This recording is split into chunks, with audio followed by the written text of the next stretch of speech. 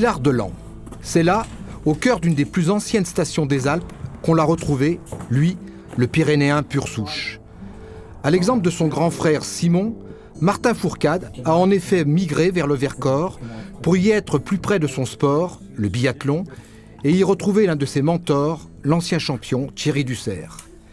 Après avoir grandi en contact étroit avec la nature et touché à de nombreux sports, hockey sur glace, judo, ski alpin, natation, VTT, Martin a choisi le biathlon. Pour faire comme son grand frère, certes, mais aussi parce qu'il excelle dans les deux disciplines, ski de fond et tir, qui composent ce sport paradoxal. Martin s'est installé, et pour longtemps, au sommet de la hiérarchie internationale. Déjà vice-champion olympique à Vancouver, il est devenu en 2011 le 3e Français, après Patrice Bailly-Salin et Raphaël Poiré, champion du monde individuel de biathlon. Son rêve, gagner le classement général de la Coupe du Monde, dès cet hiver si possible.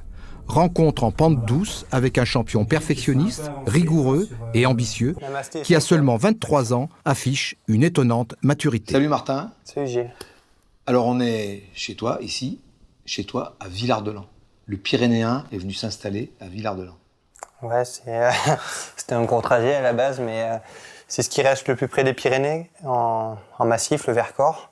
Du coup, ça me permet de pouvoir aller voir la famille de temps en temps. Et puis, c'est plutôt central pour les déplacements au niveau des Alpes. Le départ est à Genève, mais donc ça permet de mixer un peu. Alors, ici, c'est une terre de nordique, en fait.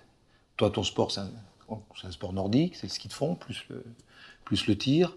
T'es venu ici parce qu'il y avait cette tradition. Tu aurais pu aller dans le Jura, bon, il y a la proximité, mais est-ce que c'est important qu'il y ait une tradition de biathlon à l'endroit où tu t'es installé ? Je crois qu'il y a quand même une alliance aussi pyrénéenne avec Villard-de-Lans. Il y a pas mal de sportifs nordiques notamment qui ont fait le pas de Font-Romeu à Villard-de-Lans, et je crois que c'est aussi ce qui m'a poussé dans ce choix.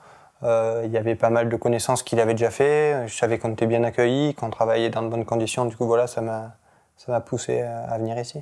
Et les Villardiens, les gens du plateau du Vercors t'ont bien accueilli ? Ouais, je suis bien intégré. Non, j'ai eu la chance d'avoir une super famille d'accueil quand je suis arrivé sur Villard-de-Lans, qui m'a de suite fait connaître beaucoup de monde. Et puis, voilà, j'avais ma seconde famille, donc c'est vrai que je me sentais bien, on va dire, sur le Vercors. Donc t'es chez toi ici ? Ouais, maintenant. Ta nouvelle maison. C'est ici. D'ailleurs, t'es propriétaire maintenant, t'as acheté. Mais je reste pyrénéen. Tu restes pyrénéen. Voilà. Alors, justement, c'est si je te montre des photos de chez toi.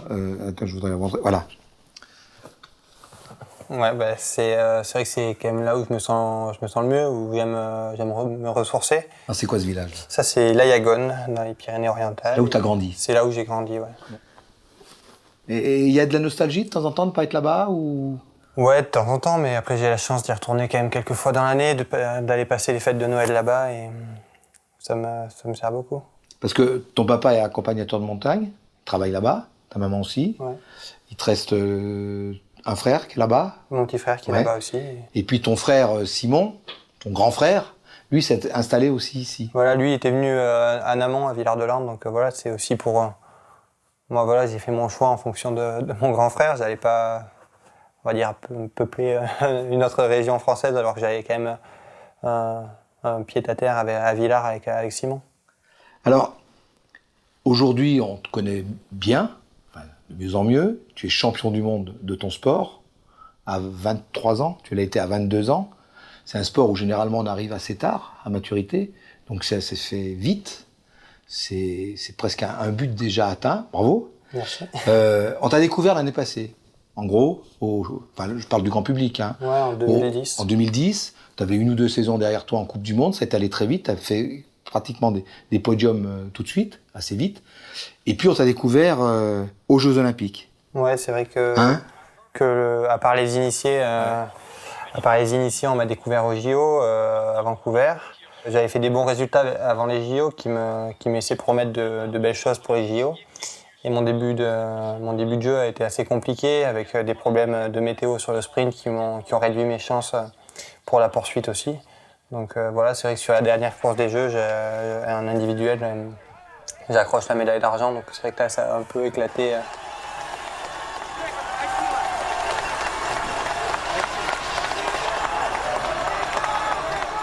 On attendait plutôt ton frère? Bah, c'est vrai que Simon était maillot jaune aux Jeux Olympiques, donc leader de la Coupe du Monde. Donc c'est vrai qu'il était un peu plus attendu que moi. Après, des fois, Et c'est toi qui fais la médaille? c'est moi qui fais la médaille et j'enchaîne la semaine d'après avec 3 victoires en Coupe du Monde. Du coup, voilà, ça a vraiment éclaté à partir de ce moment-là. Oui, donc après la fin de saison assez spectaculaire, on commence à s'intéresser à toi. D'ailleurs, Il ne fréquentait pas les podiums Voilà. avant les Jeux. Sa J'ai médaille pas vu ça. olympique l'a libéré. Martin Fourcade n'en finit plus de gagner. Victor au sprint aujourd'hui à Oslo, après la poursuite en Finlande la semaine dernière. La recette du succès, un tir parfait, c'est-à-dire précis et rapide. Et sur la piste, il va aussi vite que les Russes et les Autrichiens, plus que les Allemands ou les Norvégiens. Il voulait entrer dans les 10 premiers de la Coupe du Monde. Ce soir, il est 4e. Biathlon, l'Olympiade des Jeux de Sochi est bien lancée pour Martin Ça Fourcade. continue. Non, c'est vrai que ça, c'était Parti en tête dans la poursuite une après période le assez magique parce que bon, voilà, moi j'étais encore dans le rêve des Jeux Olympiques et j'étais encore un peu dans toute cette magie là, qui émane des Jeux. Et j'arrive à la semaine d'après, on rentre en France une semaine pour faire un break. Je suis malade toute la semaine. En plus, je suis parti chez ma copine à Toulouse que j'avais pas vue depuis 1 mois et demi à cause des Jeux Olympiques. J'ai passé une semaine à Toulouse à pas faire grand-chose parce que pour le ski, c'est pas un des meilleurs endroits. Et j'arrive en Coupe du Monde, je fais mon premier podium et je signe 3 victoires d'affilée. Donc c'est vrai que c'était vite. voilà, il y a tout qui arrivait. Pour moi, c'était vraiment une période magique. Hein. J'en garderai des souvenirs. Voilà, c'est cette première victoire, ces 2 victoires à Oslo. Alors la question qu'on se pose, c'est comment ça se fait qu'un Pyrénéen comme toi choisisse le biathlon? C'est quand même pas un sport très pyrénéen, de tradition. Comment t'es venu au biathlon? Mais alors là, c'est ce que je raconte tout le temps. C'est qu'on était 3 enfants dans la famille. On habitait Font-Romeu, la région. Donc, en habitant Font-Romeu, il faut mieux aimer le sport, un peu comme dans toutes les stations on va dire de montagne. Hein. Les musées, c'est pas forcément la spécialité. Et donc, j'ai essayé tous les sports. J'ai fait du judo, de la natation, du VTT, de l'athlétisme. Moi, j'étais un peu touche à tout, du ski alpin aussi. Et c'est vrai que la sensation de glisse m'a de suite plu dans le ski. Et comme j'étais un garçon assez actif, je m'ennuyais un peu sur les remontes de pente. Du coup, j'ai choisi le ski de fond parce que j'étais tout le temps actif, qu'il n'y avait pas de temps de pause et que ça me permettait vraiment de me dépenser. Donc je suis parti sur le ski de fond au début et après j'ai découvert le biathlon par une initiation. Puis voilà, le côté ludique du tir m'a beaucoup plu. Alors c'est un sport compliqué quand même. C'est le ski de fond, c'est le tir, c'est 2 disciplines qui sont presque antagonistes. Il faut arriver à les marier. Il y a le jeu avec la carabine. C'est ça qui t'intéressait, toi? C'est peut-être ça qui m'a plu parce que le ski de fond, ça m'a de suite plu parce que je gagnais. Donc voilà, il y avait forcément moi j'aime gagner, je suis un compétiteur, j'aime pas trop perdre. Donc voilà, le ski de fond, ça me plaisait. Et justement, c'est cet échec du biathlon de pas arriver à comprendre le tir et ses multiples facettes qui m'a justement poussé à chercher, à creuser et à travailler dur pour arriver à mettre ses balles. Parce que naturellement, t'es pas doué pour le tir? Parce que t'es doué un peu pour Non, le sport. c'est pas que je suis pas doué pour le tir. Mais tu les mettais à côté, t'arrosais quand même. On va dire, quand on donne une carabine et que tu n'en as jamais fait, tu les mets dehors forcément parce que c'est un sport qui doit s'apprivoiser, qu'il faut passer du temps avec la carabine pour comprendre le mécanisme. Et donc voilà, ça n'a pas de suite marché. Après, je suis quelqu'un qui aime pas perdre et du coup, j'ai voulu arriver à bien tirer, arriver à être un des meilleurs mondiaux dans cette discipline-là aussi. Alors, et tu comprends les questions qu'on se pose sur sport avec les gens qui aiment pas trop parce qu'il y a la carabine? Qu'est-ce que tu leur dis? Les gens qui comprennent pas pourquoi l'alliage des deux, j'ai souvent tendance à dire que c'est pas plus bête que beaucoup d'autres sports. Voilà, il y a une tradition aussi qui est militaire. Il y a une tradition qui est celle des chasseurs aussi dans tous les pays nordiques. Et donc voilà, l'histoire du sport, pour moi, elle est faite et il n'y a pas quelque chose d'illogique à pratiquer du ski de fond et du tir à la carabine en même temps. Après, les réticences au niveau de la carabine, je crois qu'elles ont tendance à s'apaiser. Et puis moi, ma mère a jamais voulu qu'on ait une arme en plastique à la maison. Et puis, on est 2 frères à avoir une 22 long rifle tous les jours dans les mains. Donc ça prouve que c'est du tir sportif. Je suis pas chasseur. Je suis pas chasseur. Je suis pas un passionné d'armes du tout. Et pour moi, voilà, ma carabine, c'est comme un cycliste, un vélo, c'est mon outil de travail. Il y a une relation très privilégiée avec la carabine, qui est très intime, mais après, voilà, c'est mon outil de travail et c'est pas une arme. Voilà, je vois pas comme quelque chose de dangereux parce que je l'utilise pas du tout dans cette optique-là. Pour moi, c'est vraiment une arme de sport. Alors, tu parles de ta carabine, est-ce que tu as un rapport plus étroit avec ta carabine qu'avec ta paire de skis, par exemple? Ouais, il y a quand même une relation plus intime du fait qu'on sait que c'est quelque chose de fragile, donc qu'il faut en prendre soin, que voilà, ça a directement un rapport sur notre performance aussi, donc il y en a qui lui parlent, voilà, c'est un peu mystique comme rapport. Alors, on parlait de ton frère tout à l'heure, parce que finalement c'est un peu lui qui t'a amené à ce sport. C'était le grand frère, c'est lui que tu avais envie de copier, non? Oui, comme tous les petits frères, je pense. À partir du moment où lui, il a commencé à faire quelque chose avec ses copains, à partir un peu dans les Alpes pour faire des compètes, voilà, moi, c'est de suite devenu, j'avais envie de le suivre. Alors, il y a eu un très beau reportage sur vous, sur les deux frères, les frères d'armes. Et dans ce reportage, à un moment donné, on évoque cette médaille olympique, qui est la tienne. Et toi, ta première pensée, elle va vers ton frère, parce que c'était presque à lui qu'il revenait, de droit, ou parce que le droit d'aînesse, ou parce qu'il a plus d'expérience. Non? Ouais, c'est vrai que ce reportage de Guillaume Pivot, il est très bien fait. Et je le trouve vrai. Moi, quand j'ai vu le reportage, j'étais content, parce qu'il y a des fois, on a tendance à voir des choses qui déforment un peu, ou à se dire « Ah, c'était pas tout à fait ça ». Puis ce reportage, je l'ai trouvé vrai, je trouvais que c'était moi qu'on voyait, c'était mon frère, et voilà, j'étais vraiment content de voir ça.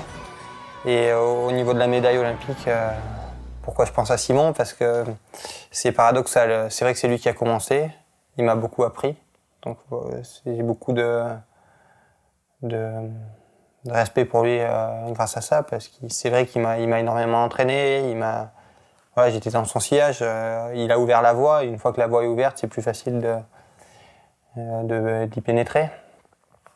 Voilà, on partage ça au quotidien toute l'année ensemble, et c'était pas, voilà, forcément je pensais à lui.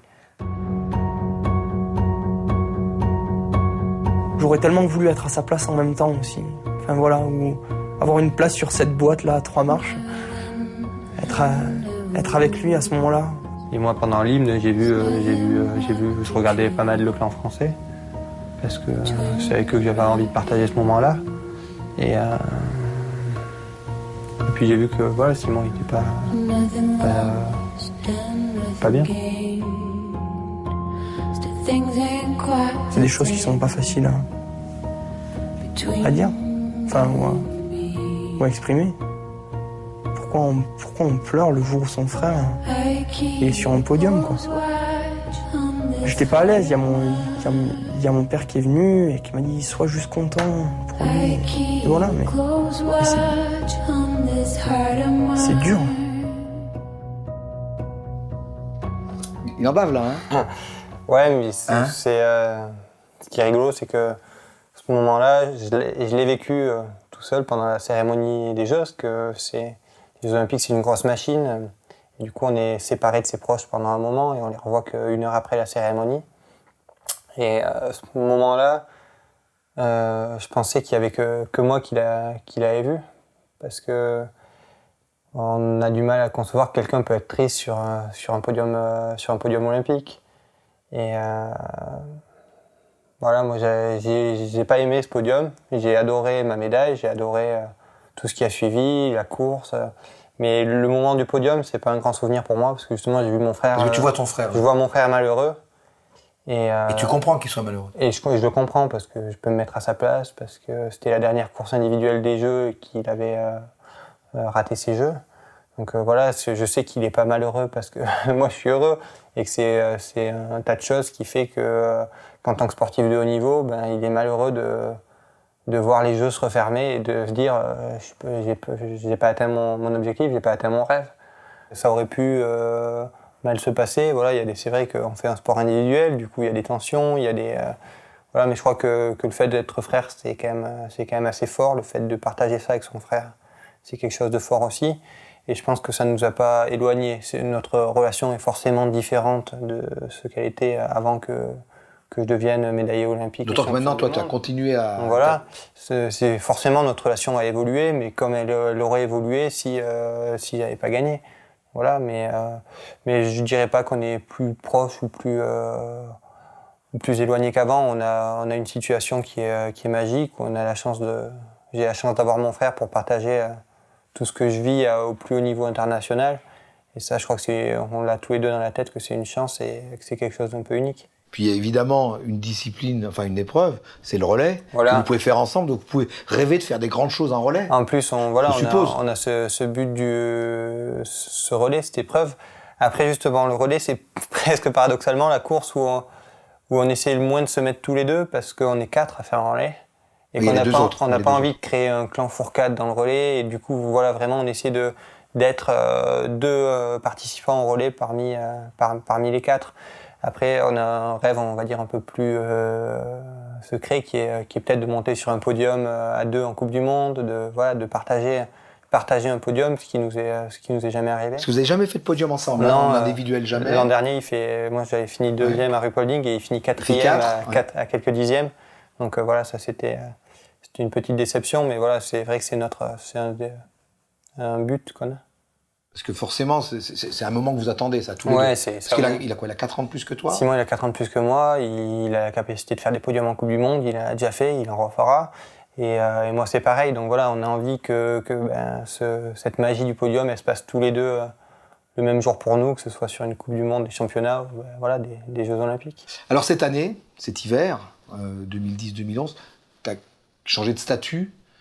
L'année passée, tu t'es révélé au grand public et aussi un peu plus au monde du biathlon. Tu finis 5e, je crois, de la Coupe du Monde. C'est ça, au classement général. Tu prends un petit globe, parce qu'il y a plusieurs épreuves en biathlon. Tu prends un petit globe. Donc le petit globe, c'est ce qui récompense le meilleur sur une discipline. Le gros globe, c'est ce qui récompense le meilleur au général. Donc cette année, tu visais, je pense, le classement général. Je voulais progresser au général. Donc tu fais 3e. J'ai rempli mon objectif. Je visais pas la victoire au général. Je la prenais si elle venait, mais c'était pas mon objectif en soi. Voilà, j'avais envie de faire les choses progressivement. J'avais ce titre de champion du monde derrière la tête. Et quand j'ai annoncé mes objectifs l'an dernier, j'ai dit je veux être champion du monde, je veux progresser au général et je veux regagner en Coupe du Monde. Voilà, donc c'est ce qui s'est passé. Voilà. Tu as fait quand même une saison formidable, qui n'avait pas très très bien commencé parce que tu es un peu malade, non ? J'étais un peu malade, ouais. La saison a plutôt bien commencé malgré la maladie, mais c'est après où j'ai eu du mal à enchaîner les courses et j'ai fini décembre un peu dans le dur avant de bien repartir début janvier. Il y a eu un contre-coup des Jeux Olympiques ? Non. Non. Alors parmi tes succès de l'année, il y a celui-là quand même qui est important, quoi. Antols. Ouais, ce qui est important, c'est que c'est ma première victoire de la saison. C'est une mass start. Donc la mass start, faut préciser, c'est la course reine. Tous ensemble. Voilà, les 30 meilleurs mondiaux qui partent ensemble. Le premier qui arrive, il a gagné. Avec 4 tirs au milieu. Voilà. Et je venais aussi d'enchaîner par 3 deuxièmes places consécutives à Ruhpolding.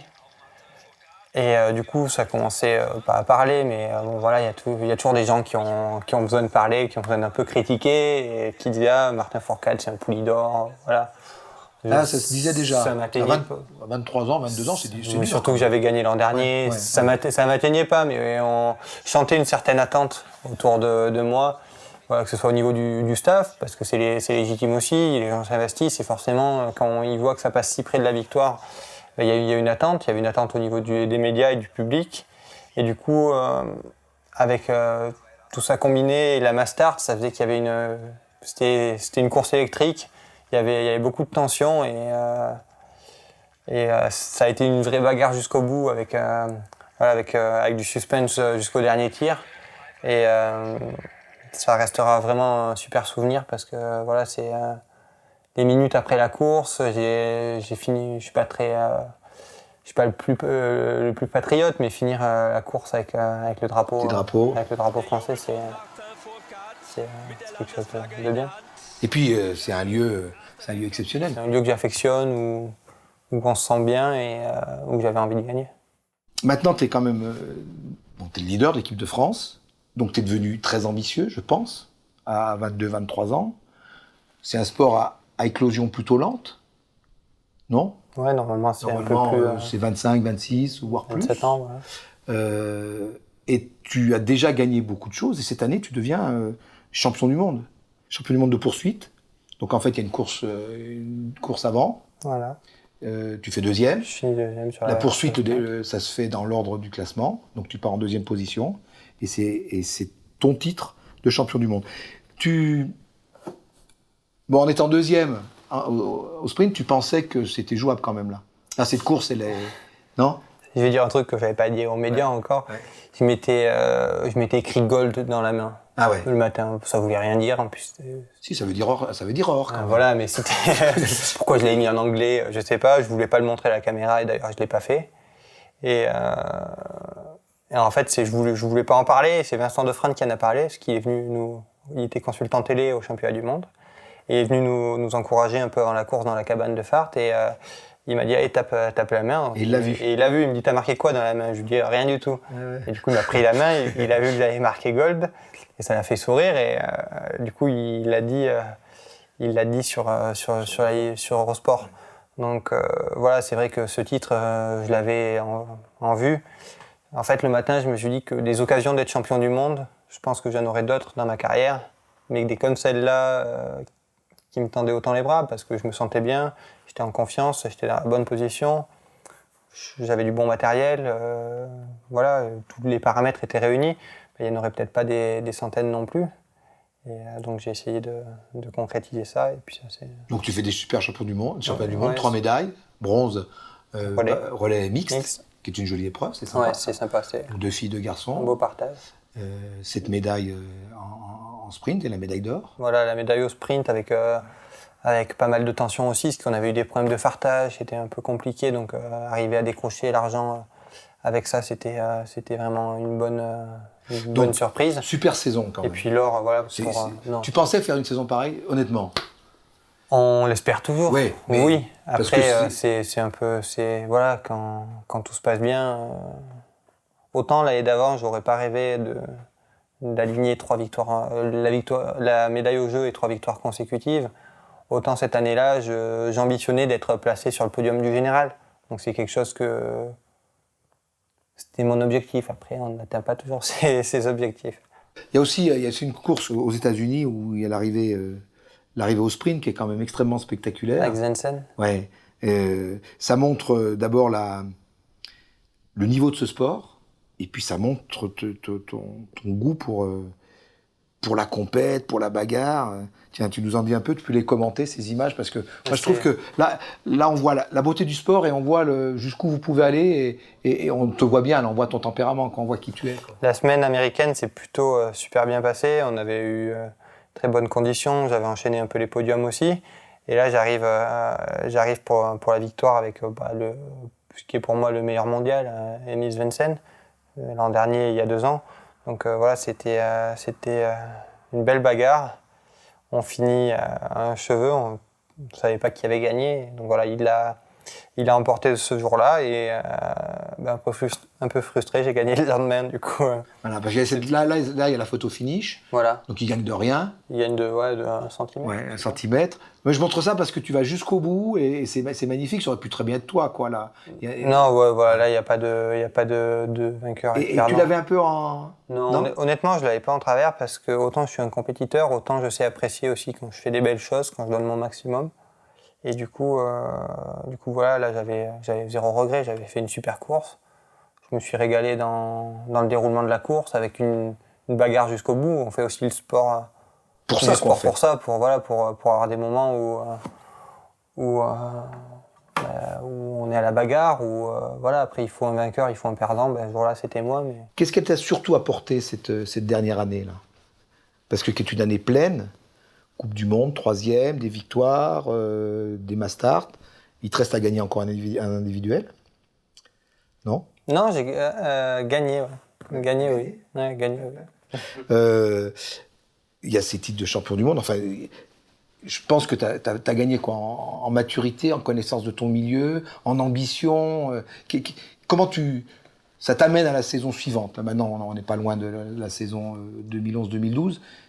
De quoi tu te charges là justement pour faire une grosse saison et éventuellement gagner le classement général de la Coupe du Monde? Les deux choses que je ressors de la saison dernière, c'est premièrement d'avoir confirmé. J'avais fait une super saison l'année d'avant avec les Jeux et la Coupe du Monde. Mais bon, 7 mois plus tard, on se dit bon, où j'en suis? Est-ce que c'était coup de chance de la fin de saison? On est toujours, le sportif, il est souvent en doute. Mais tu savais que c'était pas un coup de chance, non? Non, je savais que c'était pas un coup de chance, mais voilà, on a envie de savoir où on repart, où c'est qu'on se resitue sur l'échiquier mondial. Donc voilà, ça m'a fait beaucoup de bien de savoir que, on va dire que c'était un peu mon niveau. Voilà, j'ai atteint un certain palier, et voilà, à partir de ce moment-là, je vais pouvoir commencer à continuer à construire, voilà, en étant un peu plus sûr de moi. Et la seconde chose que ça m'a apporté, c'est aussi de voir, en finissant si près du général, que j'étais capable de gagner le général. Parce qu'on a beau espérer le gagner un jour, avoir pour objectif de le gagner un jour, savoir qu'on peut le gagner, c'est encore autre chose. Là, l'an dernier, il n'y a pas grand-chose pour que je le gagne ou que je le perde. Et du coup, voilà, c'est ça, d'être sûr au fond de moi que j'ai les capacités physiques et mentales pour gagner le général de la Coupe du Monde. Peut-être que ça n'arrivera jamais, mais je sais que je peux le faire. Lui, c'est Ole Einar Bjørndalen. C'est la légende du biathlon. Il a 5 titres olympiques. Voilà, c'est quelque chose de grand. C'est quelqu'un qui dure aussi. Il a pas loin de 40 ans et il continue à gagner des Coupes du Monde. et alors c'est une référence pour toi, ça t'inspire? Est-ce que, comme tu es un type jeune, ta carrière elle peut durer longtemps, en biathlon dure? On peut durer en biathlon. On peut durer. Je suis pas. Je trouve ça monstrueux ce qu'il a fait, mais c'est pas ce qui me fait rêver. D'accord, alors qu'est-ce qui te fait rêver toi alors, aujourd'hui? Oui. Si c'est pas ça, c'est pas un palmarès comme Bjørndalen. C'est de gagner le général, après le gagner 6, 7 fois. Ouais, une fois ça serait déjà bien. Quoi. Voilà, moi je dis souvent que je suis pas un collectionneur, que j'ai pas envie de... Parce qu'il y a lui aussi qui peut être une autre référence. Il y a Raph qui est une autre Raphaël référence Poiré. et qui, on va dire, au niveau du cheminement de la carrière, Ça t'inspire un peu? m'inspire plus parce qu'il a duré pas hyper longtemps, il est parti assez jeune, à 32 ans. Et voilà, il a fait une carrière pleine pendant qu'il y était. Il a essayé de tout gagner.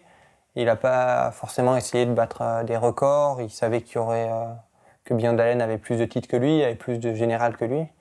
Du coup, voilà, j'ai pas envie de battre tous les records de victoires. C'est pas ce qui me fait rêver. Après, quand je prends le départ d'une course, c'est pour la gagner. Mais je pense aussi qu'il y a d'autres belles choses à faire dans la vie. Donc là, l'objectif à court terme, Coupe du Monde en général, Voilà. quelques victoires par-ci par-là, Les mondiaux, les mondiaux. qui sont toujours un bel événement. Et là, cette année, c'est à Ruppolding. Ruppolding, donc c'est la Mecque, quoi, l'une Voilà. des Mecs. Il y a la Coupe du Monde au Grand Bornand qui va être un bel événement aussi. Première Voilà. Coupe du Monde de biathlon en France. Décembre. Donc je crois que ça va être quelque chose d'assez magique à vivre, à partager aussi avec... Gagner en France, ça serait joli. Ouais, ça serait beau. Je crois que personne ne l'a fait, puisqu'en fait, si, il y a eu les filles aux Il y a- Jeux Olympiques. Il y a eu les Jeux Olympiques. Ouais. Donc voilà, mais... Et puis après, donc je suppose, il y a une médaille olympique un peu plus tard, ou un titre Voilà, olympique. il y a- Pas une médaille, un titre. c'est vrai que je suis bien axé sur Sochi Sochi, aussi. tu y penses quand même. Oui, j'y pense tous les jours. Donc ce sport qui peut paraître ingrat, il est magnifique. Donc s'il y a des enfants qui ont envie de le faire, tu peux que les encourager à le faire. Bah, moi, je peux que les encourager à faire parce que c'est vrai qu'on n'est pas, on va dire, extrêmement médiatisé, qu'on fait des sacrifices. Voilà, mais je suis libre. Je suis pas. Si j'ai envie de changer demain, j'irai faire autre chose. Et voilà, tant que ça me plaît, je continue. Et tant que ça me plaît, je continuerai à vanter toutes les qualités de mon sport parce que c'est quelque chose que j'aime. Merci. Merci de parler si bien de ton sport et de nous en donner envie. À bientôt et puis bonne saison, bon hiver. Merci. Des victoires, des médailles, des globes, enfin on ne souhaite que du bon. C'est ça. Namasté. Namasté.